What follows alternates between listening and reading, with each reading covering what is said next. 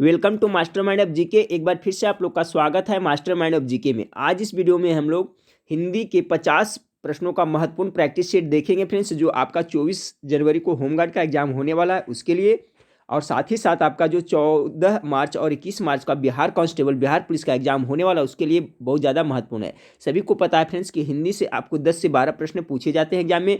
तो मेरी कोशिश यही है फ्रेंड्स कि आप 10 से 12 प्रश्न जो हिंदी से पूछे जाते हैं उसको बिल्कुल सही करके आएँ, इसमें गलती का कोई गुंजाइश न हो। इसलिए फ्रेंड्स मैं बीच बीच में आपको हिंदी की भी तैयारी करवा रहा हूँ। और फ्रेंड्स हिंदी की प्रैक्टिस के लिए इस वीडियो के नीचे डिस्क्रिप्शन में आपको 10 प्रैक्टिस सेट का लिंक दिया हुआ है, जहां पर आप जा करके फ्रेंड्स फ्री ऑफ कॉस्ट पढ़ सकते हैं। खास बात यह है कि फ्रेंड्स उसमें सभी का आंसर जो हाइड किया हुआ रहता है, आप पहले क्वेश्चन को पढ़ लें और सही आंसर क्या होगा उसको गेस करें, उसके बाद आंसर देखें। इससे क्या है फ्रेंड्स, आपकी तैयारी का लेवल पता चलेगा फ्रेंड्स, पता चलेगा कि आपको कितना याद है या नहीं है, कन्फ्यूजन कितना होता है।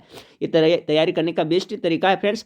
थोड़ा सा मेहनत लगता है प्लगिंग लगाने में फ्रेंड्स, लेकिन मैं आप लोग को इस तरह से प्रोवाइड करवा रहा हूँ। तो आप वेबसाइट पर जाकर के जरूर उसको देख लीजिए। और फ्रेंड्स देखिए, जब वेबसाइट पे जाइएगा तो पहली बार जाइएगा फ्रेंड्स, तो आपको वहाँ पर सब्सक्राइब का ऑप्शन आएगा, तो उसको सब्सक्राइब कर लीजिएगा और उसको अलाउ बटन को टिप दीजिएगा। तो जब भी मैं कोई इंपॉर्टेंट पोस्ट लिखूंगा जब भी, तो आपको इसका भी नोटिफिकेशन आपको जाएगा, ताकि आपको पता चल जाए फ्रेंड्स, और उसे कम समय में आप उसे देख सकते हैं। ठीक है। तो रिक्वेस्ट है फ्रेंड्स कि अभी तक चैनल को सब्सक्राइब नहीं किए तो चैनल को सब्सक्राइब कर बेल आइकन को जरूर दबा दीजिएगा, ताकि महत्वपूर्ण वीडियो का नोटिफिकेशन समय से मिलता रहे। तो चलिए फटाफट देख लेते हैं।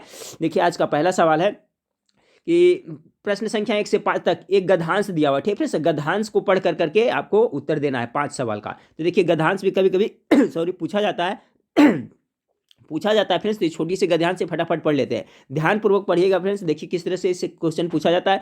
सौंदर्य की परख अनेक प्रकार से की जाती है, ठीक है। सौंदर्य की परख अनेक प्रकार से की जाती है, सही बात है। बाह्य सौंदर्य की परख समझना तथा उसकी अभिव्यक्ति करना सरल है, यानी बाहरी खूबसूरती बाहरी सौंदर्य को समझना तो आसान है, जबकि रूप के साथ चरित्र का भी स्पर्श हो जाता है, तब उसमें रसास्वाद की अनुभूति भी होती है।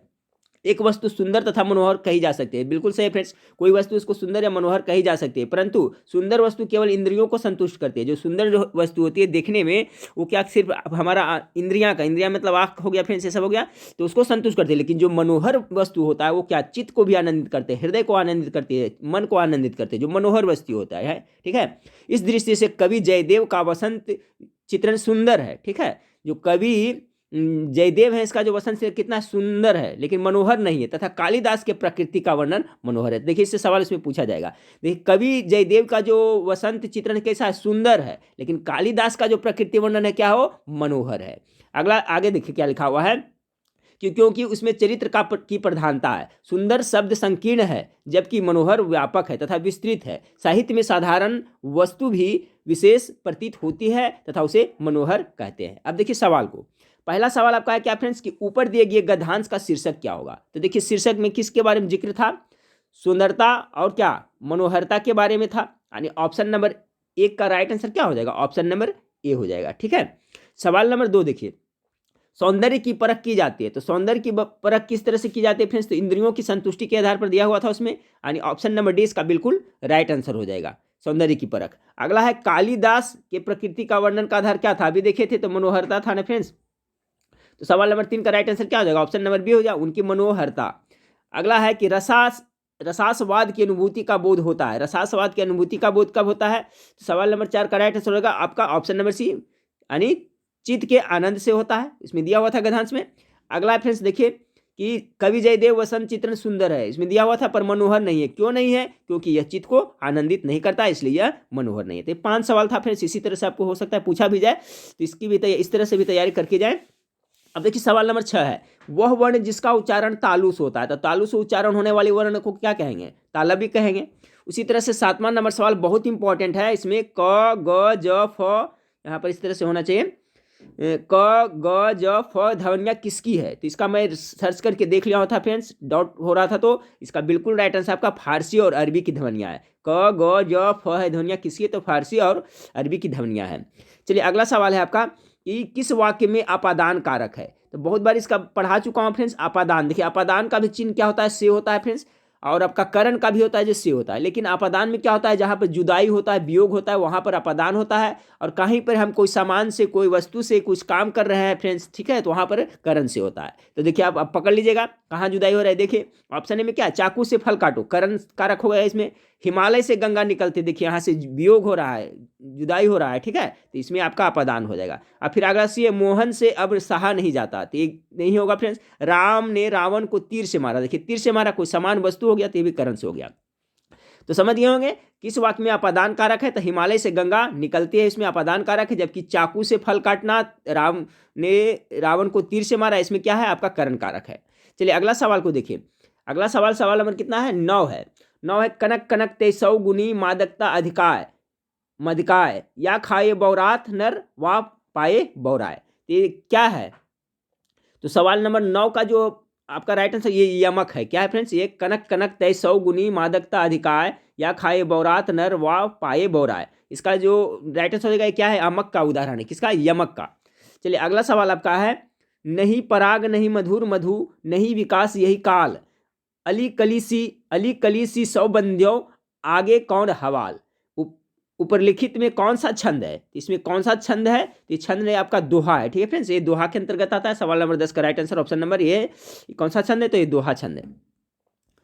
चलिए अब सवाल नंबर देखिए 11 से 15 तक में, प्रत्येक प्रश्न में एक मुहावरा या लोक उक्ति दी गई है, विकल्पों में से सही अर्थ चुनिए, ठीक है।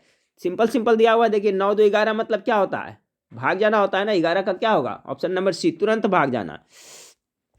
अधगल गगरी छलकत जाए, गेस करते चलिएगा, अधगल गगरी छलकत जाए का क्या होगा, 12 का अल्प ज्ञान या संपत्ति वाले का गर्व प्रदर्शन होता है, ठीक है, जिसके पास अल्प ज्ञान होता है, कम पैसा होता है, वो क्या करता है, ज्यादा अपना ज्ञान प्रदर्शन करता है, ठीक है। तो ऑप्शन नंबर डी इसका 12 का राइट आंसर हो जाएगा।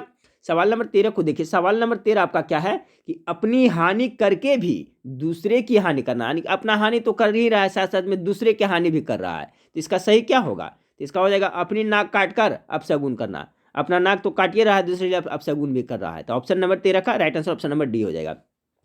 सवाल नंबर 14 है किसी वस्तु के आवश्यकता से बहुत कम होने पर बहुधा कहा जाता है, किसी वस्तु के आवश्यकता से बहुत कम होने पर बहुधा कहा जाता है, इसका अर्थ क्या होगा, तो आपका गेस करें फ्रेंड्स, इसका राइट आंसर क्या होगा सवाल नंबर 14 का। सवाल नंबर 14 का हो जाएगा ऑप्शन नंबर सी, ऊंट के मुंह में जीरा नहीं कहता है फ्रेंड्स, किसी वस्तु की आवश्यकता से बहुत कम होना, कहता है ऊंट के मुंह में जीरा का फौरन क्या होगा, आवश्यकता से बहुत कम है, तो वही कहा जाता है, ऑप्शन नंबर सी इसका सही अर्थ हो जाएगा। सवाल नंबर 15 को देखें, किस मुहावरे का अर्थ भयभीत होना है, चलिए इसका आंसर आप लोग सही करिए, कलेजा मुंह तक आना होगा, या कलेजा धक धक करना होगा, कलेजा पर पत्थर पड़ना, या कलेजा पर सांप लौटना। तो देखिए फ्रेंड्स, जब डर जाते हैं तो क्या कहते हैं, मेरा कलेजा एकदम धड़कन धक धक कर रहा है, डर लग रहा है, ऑप्शन नंबर 20 का राइट आंसर हो जाएगा, ठीक है। यानी किस मुहावरे का अर्थ होता है भयभीत होना, कलेजा धक धक करना यानी डरना। चलिए अगला है, थाली का बैगन का अर्थ क्या होता है, चलिए अच्छा इंटरेस्टिंग लाइन है फ्रेंड्स, कि थाली का बैगन का अर्थ क्या होता है, तो 16 का क्या होगा आपका सिद्धांतहीन होता है, याद रखिएगा, थाली का बैगन का अर्थ होता है जो सिद्धांतहीन होता है। चलिए सवाल नंबर 17 को देखिए। सवाल नंबर 17 है, निर्गुण भक्ति काव्य के प्रमुख कवि हैं, तो निर्गुण भक्ति के जो आपका भक्ति काव्य के प्रमुख कवि जो आपका हो जाएंगे, आपका कबीरदास हो जाएंगे, ठीक है। देखिए निर्गुण भक्ति काव्य की धारा में आपका जो कबीर का है जो स्थान सर्वोपरि है, सबसे ऊपर आता है कबीर जी का, याद रखिएगा। इसे इनके साथ में फ्रेंड्स आपको रैदास हो गए थे, और नामदेव बाबा हो गए थे, फिर पीपा सेन हो गए थे, ठीक है, रैदास, नामदेव बाबा, पीपा सेन, ये भी निर्गुण के थे और इनके समकक्ष थे। पूछा जाता है कभी कभी कि कबीर, रैदास और नामदेव बाबा किसके समकालीन थे, तो कबीर के समकालीन थे, और किससे रिलेटेड थे, तो निर्गुण भक्ति काव्य से रिलेटेड थे, तो याद रखिएगा। तो सवाल यहाँ का पूछा गया है, निर्गुण भक्ति काव्य के प्रमुख कवि कौन है, तो कबीरदास है, निर्गुण भक्ति काव्य धारा में इनका स्थान सर्वोपरि है, और इन्हीं के समकालीन है जो आपको रैदास और नामदेव बाबा है। अगला सवाल को लिखें, श्रद्धा किस कृति की नायिका है, ठीक है फ्रेंड्स, तो श्रद्धा किस कृति की नायिका है, तो चलिए उस किताब का मैं नाम बताता हूं जिसको लिखा है किसने, जयशंकर प्रसाद ने, तो कौन होगा इसका राइट आंसर, चलिए फटाफट आप लोग गेस कर लीजिए 18 का, तो कामायनी, ठीक है। कामायनी का जो लेखक कौन है, तो जयशंकर प्रसाद है, और ये आपका कामायनी का ही जो है जो एक कृति, इसी की जो नायिका है जो श्रद्धा है। तो सवाल नंबर 18 का राइट आंसर क्या हो जाएगा आपका, ऑप्शन नंबर डी हो जाएगा। चलिए, खूब लड़ी मर्दानी वह तो झांसी वाली रानी थी, यह पंक्ति किसकी रची है, बहुत इंपॉर्टेंट हो सकता है आपका बिहार होमगार्ड चाहे बिहार पुलिस में पूछ दे प्रश्न, तो किसने लिखी थी फ्रेंड्स, आपको सभी को मेरे ख्याल से पता होगा, सुभद्रा कुमारी चौहान ने ही लिखी थी, खूब लड़ी मर्दानी वह तो झांसी वाली रानी थी। 20 का right answer option number B हो जाएगा। चलिए सवाल नंबर सवाल नंबर 19 का राइट आंसर आपका हो जाएगा बी हो जाएगा, सुभद्रा कुमारी चौहान। चलिए सवाल नंबर 20 को देखते हैं। मुझे तोड़ लेना वनमाली, उस पथ में देना तुम फेंक, मातृभूमि पर शीश चढ़ाने, जिस पथ जाए वीर अनेक। बहुत अच्छा है फ्रेंड्स, नाम आप लोग सुने होंगे पंक्ति का, बहुत अच्छा है कि फूल का रहा है, मुझे तोड़ लेना वनमाली, उस पथ में देना तुम फेंक, मातृभूमि पर शीश चढ़ाने, जिस पथ जाए वीर अनेक। ये किसने कहा था फ्रेंड्स? तो 20 का राइट आंसर क्या होगा, गेस करें फटाफट। तो इन्होंने माखनलाल चतुर्वेदी ने ये कहा था, ठीक है, लिखा ये पंक्ति। तो इसका जो राइट आंसर होगा माखनलाल चतुर्वेदी ने ये पंक्ति को लिखा है, तो याद रखिएगा, बहुत अच्छा है। अगला सवाल को देखें। अगला सवाल देखिए फ्रेंड्स, यहाँ पर लिखना चाहिए, नहीं लिखा है, ये उल्टा शब्द के बारे में पूछा जा रहा है, ठीक है, उल्टा शब्द सबका बताना है आपको। तो 21 में क्या उत्कर्ष है, तो उत्कर्ष का जो क्या होगा फ्रेंड्स, आपका उल्टा शब्द क्या होगा, तो ध्यान से याद करिए, उत्कर्ष का आपका होता है अपकर्ष होता है, ठीक है। ऑप्शन नंबर 21 का right answer option number C हो जाएगा। दिन का उल्टा शब्द क्या होता है, विलोम शब्द क्या होता है 22 का, तो दिन का रात्रि होता है, ऑप्शन नंबर ए हो जाएगा। अगला है जन्म, जन्म का जो उल्टा शब्द क्या होता है, तो जिसका जन्म हुआ उसका मरण भी होगा, ठीक है, तो जन्म का जो उल्टा शब्द हो जाएगा आपका मरण। देखिए इस तरह से देता है, निधन देता है, उसके बाद अवसान देता है, अवसान मतलब भी क्या होता है, अंत होता है। देखिए अवसान मतलब भी अंत होता है, निधन मतलब भी एक मर गया कोई, और अंत मतलब तो हुए करता है, लेकिन जन्म का रहा है फ्रेंड्स, तो जन्म का अपोजिट क्या होगा, मरण होगा। अगला है कुटिल, कुटिल का क्या होगा, कुटिल मैंने कठिन होता है, तो इसका क्या हो जाएगा, इसका सरल होगा। आपका ऑप्शन नंबर 20 का बिल्कुल राइट आंसर हो जाएगा कुटिल का। चलिए अगला शब्द है अनुकूल, ठीक है, अगला क्या है अनुकूल, तो अनुकूल का उल्टा शब्द क्या होता है, प्रतिकूल, ऑप्शन नंबर सी इसका बिल्कुल राइट आंसर है। अब चलिए फ्रेंड्स अगला है कि प्रश्न संख्या 26 से 30 तक पर देखते सही वर्तनी को छांटना है, ठीक है, वर्तनी किस तरह से क्या लिखा जाएगा उसके बारे में है। इसमें से 3 गलत है, 1 सही है, तो 6 कैसे लिखते हैं, तो अक्सर हम लोग कैसे लिखते हैं, 6 इस तरह से लिखते हैं ना, 6, तो ऑप्शन नंबर 26 का राइट आंसर क्या हो जाएगा, ऑप्शन नंबर ए सही हो जाएगा। सवाल नंबर 27 को ईर्ष्या किस तरह से लिखते हैं, ईर्ष्या गेस करें 27 का, तो ईर्ष्या हो जाएगा आपका ए हो जाएगा, ठीक है, दीर्घ यहाँ पर देखिए ई पर इस तरह से रहेगा, ना कि ऐसा रहेगा, तो ईर्ष्या का जो सही लिखा जाएगा इस तरह से, ऑप्शन नंबर 20 का राइट आंसर होगा 27 का। अगला सवाल 28 नंबर सवाल को देखिए। सवाल नंबर 28 है कुमुदनी किस तरह से लिखा जाता है, ठीक है, कुमुदनी, कुमुदनी देखिए कुमुदनी मतलब होता है क्या फ्रेंड्स, मैं बताता हूं, इसका पहले गेस करें कुमुदनी किस तरह से लिखा जाएगा। ऑप्शन ए में देखिए इस तरह से, बी में इस तरह से, सी में इस तरह से, डी में इस तरह से। तो देखिए कुमुदनी का जो शुद्ध लिखाएगा आपका ऑप्शन नंबर सी इसका राइट आंसर हो जाएगा, ठीक है, कुमुदनी। और कुमुदनी मतलब क्या होता है फ्रेंड्स, तो इसका अर्थ होता है छोटा कमल होता है, क्या होता है, छोटा कमल होता है, याद रखिएगा कुमुदनी मंत्र क्या होता है, तो छोटा कमल होता है। चलिए सवाल नंबर 29 को देखिए। सवाल नंबर 29 है षष्ठ, षष्ठ क्या होता है, तो षष्ठम लिखाता है, ठीक है फ्रेंड्स, यानी कि आपका सवाल नंबर 29 का जो राइट आंसर हो जाएगा इस तरह से ये सही लिखाएगा, बाकी ये सब जो गलत है, षष्ठम होता है, ठीक है। चलिए सवाल नंबर 30 को देखिए। सवाल नंबर 30 आपका है, इसमें देखिए शुद्ध कौन सा, श्रृंगार, तो श्रृंगार किस तरह से लिखा जाता है, तो देखिए इस तरह से लिखा जाता है, ठीक है, आधा सौ इसमें रहता है, ऐसा नहीं कि पूरा ये हम दे दिए, ठीक है, इसमें देखिए एक ही रहता है, श्रृंगार में एक देखिए ऐसे रहेगा, और फिर यहाँ पर ये रहेगा, यहाँ पर ये रहेगा, इस तरह से रहेगा, ठीक है। तो देखिए इसका जो राइट आंसर हो जाएगा फ्रेंड्स आपका क्या हो जाएगा, ऑप्शन नंबर सी हो जाएगा, श्रृंगार इस तरह से लिखा जाता है। तो हम लोग देखिए शुद्ध बिल्कुल यही पैटर्न पर हिंदी से आपको प्रश्न पूछा जाएगा फ्रेंड्स, तो इसी हिसाब से आप लोग अपनी तैयारी जारी रखें, मेरा पूरा सपोर्ट रहेगा फ्रेंड्स एग्जाम तक। अब आपको कल या परसों से मास्टर वीडियो भी आप लोग को मैं प्रोवाइड कराऊंगा फ्रेंड्स, और वेबसाइट पर भी एक से एक प्रैक्टिस शीट प्रोवाइड कराऊंगा, और सभी फ्री ऑफ कॉस्ट है फ्रेंड्स, कोई चार्ज नहीं, कोई पैसा नहीं, आप आराम से जाके वहाँ अपनी तैयारी कर सकते हैं। चलिए तो सवाल नंबर 31 से 35 तक को देखते हैं। क्या है फ्रेंड्स कि प्रत्येक प्रश्न में प्रयुक्त समास चुनिए, ठीक है, समास को चुनना है, 31 से लेकर के इसमें क्या है, समास चुनना है, तो समास चुनना है, देखिए तो चुने। क्या है, नीलोपल, ठीक है, नीलोपल, नीलोपल मतलब क्या होता है, ठीक है, तो नीलोपल मतलब क्या होता है फ्रेंड्स, तो देखिए इसमें कौन सा समास है 31 का, तो आपका जो 31 नंबर सवाल है इसका जो राइट आंसर होगा ऑप्शन नंबर कर्मधारय समास है। नीलोपल का संधि जब इसका विग्रह करिएगा, समाविग्रह क्या होता है, नील है जो उत्पल, ठीक है, नील है जो उत्पल होता है, इसका करिएगा, अर्थात क्या, नील कमल होता है, ठीक है। तो जो नील कमल है जो आपका कर्मधारय समास के अंतर्गत आता है फ्रेंड्स, इसलिए आपको नीलोपल भी है जो आ जाएगा किसके, कर्मधारय समास के अंतर्गत। याद रखिए पूछा जाता है कई फ्रेंड्स से आपका कि नील कमल, ठीक है, नील कमल में कौन सा समास है, तो आपका इसमें भी है जो कर्मधारय समास है। और नीलोपल का संधि विच्छेद करिएगा तो कैसे पता चल गया फ्रेंड्स। चलिए सवाल अगला सवाल है 10 मुख 32 का, 32 का गेस करें, इसका राइट आंसर क्या होगा? बहुत बार बताएं फ्रेंड्स, तीसरा अर्थ निकल रहा है ना 32 का। 10 मुख यानी 10 मुख वाला कौन था? अर्थात रावण। तो इस तरफ के जब भी आएगा फ्रेंड्स तो आपका क्या हो जाएगा? बहुब्रीहि हो। जैसे लंबोदर, जिसका उदर लंबा हो, अर्थात गणेश जी, बहुब्रीहि समास। नीलकंठ यानी शंकर भगवान, सब बहुब्रीहि समास के अंतर्गत आएगा। तो 10 मुख क्या हो जाएगा? ऑप्शन नंबर सी इसका राइट आंसर हो जाएगा। आपका हो गया 32 को हो गया फ्रेंड्स। अब चलिए सवाल नंबर 33 को देखिए। इसके बारे में बताए थे फ्रेंड्स, आपको क्या बताए थे कि संख्यावाचक जब भी आएगा तो क्या हो जाएगा? दिग्गु हो जाएगा। तो चौराहा, देखिए 4 का बोध हो रहा है, यानी कि ऑप्शन नंबर ए इसका बिल्कुल राइट आंसर हो जाएगा 33 का। सवाल नंबर 34 को देखिए। निशाचर, निशाचर में कौन सा होगा? तो निशाचर का संधि विग्रह करिएगा तो क्या होगा फ्रेंड्स? निशा मतलब रात होता है, तो रात में चलने वाला। देखिए रात में चलने वाला, तोड़ने पर आपका विभक्ति चिन्ह आ रहा है, कर्ता ने करण इसमें देखिएगा तो में क्या आ रहा है फ्रेंड्स आपका? तो ऑप्शन नंबर 20 का बिल्कुल राइट आंसर होगा। निशाचर रात में चलने वाला, यानी तत्पुरुष समास का उदाहरण है। अब देखिए बताए थे फ्रेंड्स, प्रतिदिन, यथाशक्ति, भर पेट, ठीक है, प्रत्येक वर्ष, ये सब किसके अंतर्गत आता है? गेस करें फ्रेंड्स, राइट आंसर क्या होगा? अवयवी भाव समास के अंतर्गत आता है। 35 का right answer option number B होगा। जैसे प्रतिदिन, भर पेट, ठीक है, ये सभी है जो किसका? अवयवी भाव समास का उदाहरण है। चलिए फ्रेंड्स अब देखिए, अब देखते हैं कहाँ से आपका 36 से 40 तक। प्रत्येक प्रश्न में एक वाक्य या वाक्यांश दिया है, इसमें दिए गए विकल्पों में से सर्वाधिक उपयुक्त विकल्प को चुनिए। यानी अनेक शब्दों का एक शब्द है, इस तरह से पूछा जा रहा है, पूछा जाएगा फ्रेंड्स। जिसके आर पार देखा जा सके, क्या कहेंगे उसे? पारदर्शी कहेंगे। 36 का राइट आंसर क्या होगा? ऑप्शन नंबर सी हो जाएगा। सवाल नंबर 37 को देखिए। वह व्यक्ति जिसकी पत्नी मर गई हो, क्या कहते हैं? उसे विधुर कहते हैं, ठीक है। इसका जस्ट अपोजिट क्या हो जाएगा? किसी का पति मर जाता है तो उसे विधवा कहेंगे। तो याद रखें 37 का right answer option number B होगा। सवाल नंबर 38 को देखें।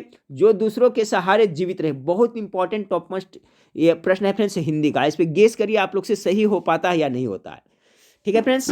अगर आपसे सही हो जाता है फ्रेंड्स तो आप बताइए कि हाँ मेरा ये सही हुआ था। बताइए इसमें, जो दूसरों के सहारे जीवित हो उसे क्या कहेंगे?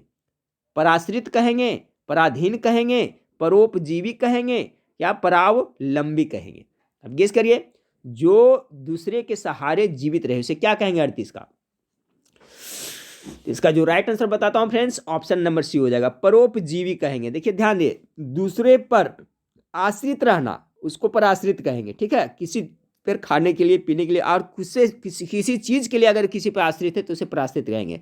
पराधीन, जो दूसरे के अधीन रहता है उसको क्या कहते हैं? पराधीन कहता है। परावलंबी मतलब भी पराश्रित होता है, ठीक है, यानी दूसरे पर लंबी होना यानी आश्रित होना। अब बच गया परोपजीवी। परोपजीवी यानी जो दूसरे के सहारे जीवित रहता है, उसके इसी के सहारे जीवित करता है, उसे क्या कहते हैं? परोपजीवी कहते हैं। तो इस शब्द को आप जरूर माइंड में फिट कर लीजिएगा फ्रेंड्स, ये सब प्रश्न पूछा जाता है। जैसे और भी पूछा जाता था फ्रेंड्स, आगे मैं डिस्क्राइब करूंगा, जो इंपॉर्टेंट पॉइंट रहेगा वहां पर मैं बताता हूं, उसको जरूर आप नोट करके याद रखें। जैसे कि जंगल में आग लगने वाले को क्या कहते हैं? तो दावा नल कहते हैं। तो ये सब देखिए यूनिक जीके है फ्रेंड्स, यूनिक प्रश्न है, सब हमेशा पूछा जाता है। जंगल में जो आग लगता है उसे क्या कहते हैं? दावा नल कहते हैं, पूछा भी जा चुका है। तो ये भी याद रखिए, जो दूसरे के सहारे जीवित रहते से परोपजीवी कहते हैं। 38 हो गया फ्रेंड्स। चलिए सवाल नंबर 39 को देखें। सवाल नंबर 39 आपका है, वह सायंकालीन बेला जब पशु वन से चरकर लौटते हैं, तो क्या कहते हैं इसको? गोधूली के बेरा हो गया है, सभी कहते हैं। ऑप्शन नंबर ए इसका राइट आंसर हो जाएगा। अगला है, दो पर्वतों के बीच की भूमि। जैसे अभी बताया था फ्रेंड्स कि जंगल में लगने वाली आग को क्या कहते हैं? तो दावानल कहते हैं। उसी तरह से दो पर्वतों के बीच की भूमि को उपत्यका कहा जाता है। नोट कर लें फ्रेंड्स, दो पर्वत के बीच की भूमि को क्या कहा जाता है? आपका ये उपत्यका कहा जाता है, याद रखिएगा। दो पर्वतों के बीच की भूमि को क्या कहते हैं? तो उपत्यका कहते हैं। चलिए 40 नंबर सवाल हम लोग देख लिए फ्रेंड्स। अब 41 से 45 तक क्या है? प्रत्येक प्रश्न में 4 शब्दों के समूह दिए गए हैं। प्रत्येक में 3 शब्द पर्यावत है यानी पर्यावाची, और एक अन्य अर्थ से अन्य अर्थ वाला है। भिन्न अर्थ वालों को छाना, 3 है जो एक समान है फ्रेंड्स, और चौथा है जो भिन्न है, उसी का आपको अर्थ छांटना है, ठीक है। तो 41 नंबर सवाल से देखें, कह रहा है फ्रेंड्स पर्वत, पर्वत को गिरी कहते हैं, ये भी एक दो समान है। नग मतलब भी पर्वत पहाड़ी होता है। ये नाग है जो इसका डिफरेंट है। नाग मतलब क्या होता है फ्रेंड्स, आप लोग को पता है, उसे भुजंग कहते हैं, सांप कहते हैं, सरंग कहते हैं, ठीक है। तो ये इसमें राइट आंसर क्या हो जाएगा? नाग है जो क्या अन्य सबसे भिन्न है, तो option number D right answer होगा। अगला सवाल 42 नंबर सवाल को देखें। सवाल नंबर 42 है कि बादल है, तो बादल को हम लोग क्या कहते हैं? पयोधर कहते हैं, ठीक है फ्रेंड्स। सवाल नंबर 42 को कहते हैं फ्रेंड्स।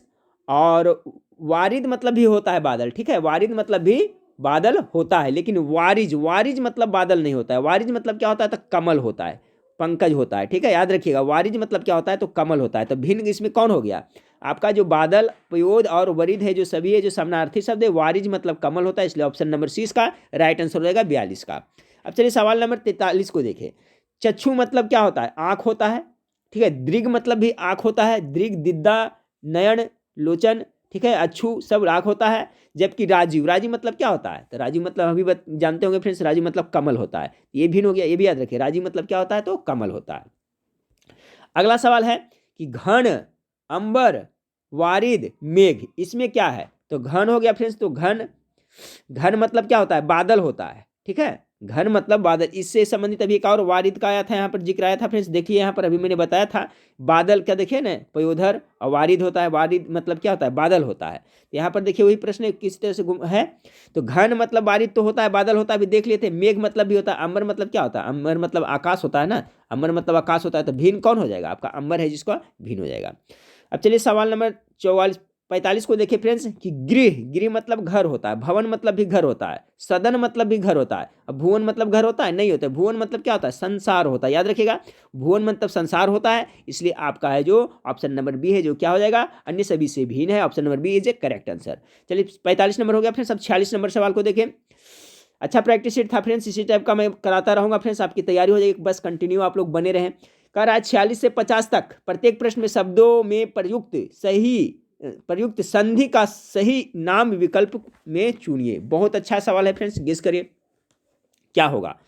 अब देखिए इसको किस तरह से तोड़ तोड़ के करिएगा तो होगा फ्रेंड्स। तपोवन, तपोवन में कौन सा संधि है? तो तपोवन का जब आप संधि विच्छेद करिएगा, वो भी याद करते चलिए, वो भी प्रश्न आपको पूछा जाता है। सवाल नंबर 46 को, तो तपोवन का जब संधि विच्छेद करिएगा तो क्या होता है फ्रेंड्स? तपह जोड़ वन होता है, तपह जोड़ वन होता है, याद करते चलिएगा। ये भी पूछा जा सकता है, थोड़ा सा वक्त लगेगा लेकिन समझ करके पढ़ें। तपोवन का संधि विच्छेद क्या होता है? तपह जोड़ वन। देखिए इसमें विसर्ग आ रहा है, तो जब इस तरह से संधि विच्छेद करने पर आपका विसर्ग आता है तो उसे क्या हो जाएगा? विसर्ग संधि हो जाएगा। 46 का जो राइट आंसर क्या हो जाएगा? ऑप्शन नंबर सी हो जाएगा, विसर्ग संधि का उदाहरण है।